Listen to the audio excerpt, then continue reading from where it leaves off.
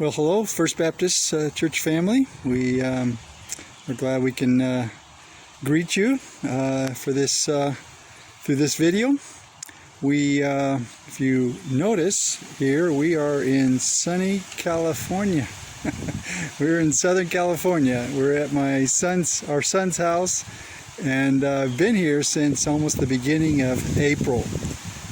We had a trip planned, had tickets purchased for the end of April, but we got word that they were closing the airport in Chile on the 5th, and we managed to get out the 4th at night of the 4th. We left a Chile that is experiencing a COVID pandemic very differently than the United States. They have numbers as high as they've ever been and are in complete lockdown.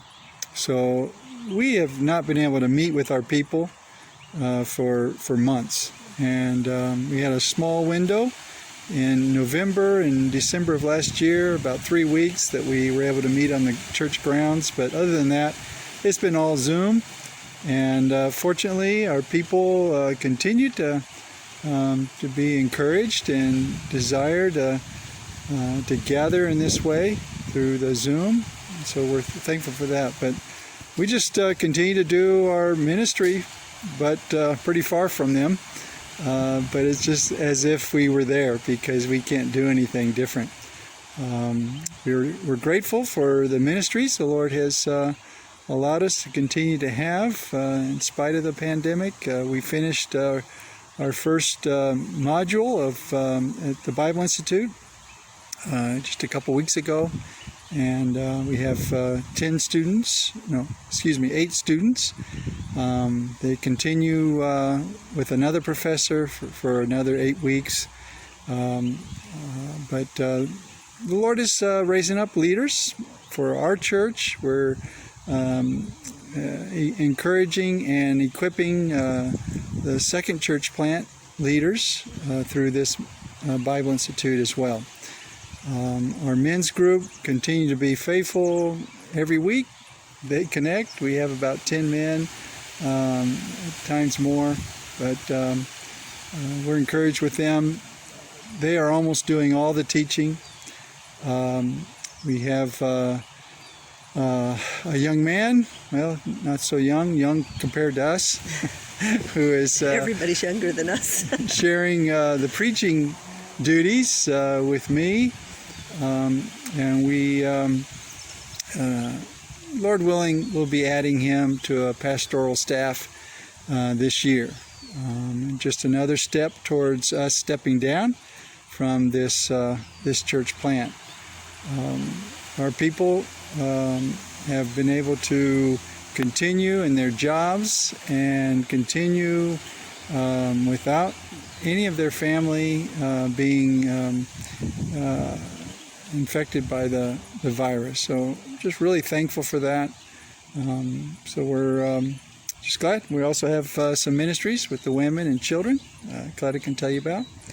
Yeah, we're really excited to begin a new ministry this year in the middle of pandemic, but it had to be for the kids, because we were noticing that on Sunday services, few kids are actually sitting beside their parents to participate on Zoom. So we wanted to have something especially for them. So we call it Kids Life.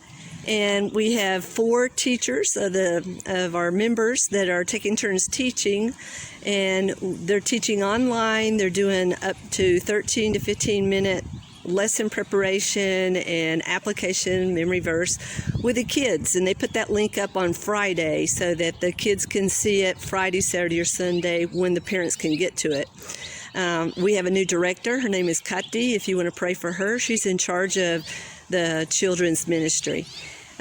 We also have a ladies ministry, and it has its own director, Rose, and it's called Enlace Femenino, and they meet every other Wednesday online. And just 2 weeks ago, they had 13 participate, including myself. As James says, we continue to do ministry online from here in California. It's as if we were there.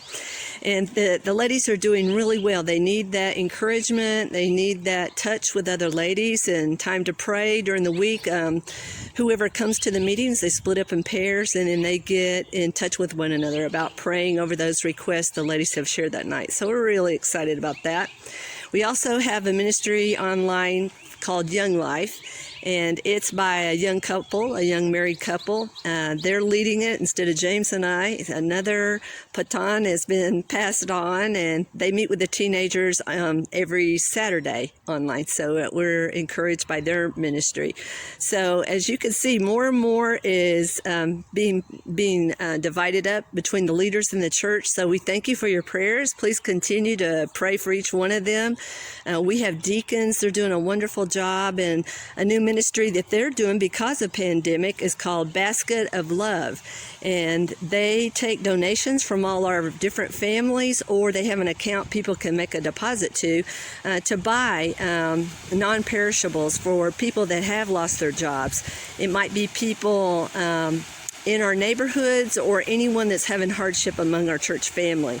But thank the Lord, most of our people have been able to keep their jobs, mainly from working from home. The people that we're praying for that have been affected by COVID are usually the next line outside of our immediate circle.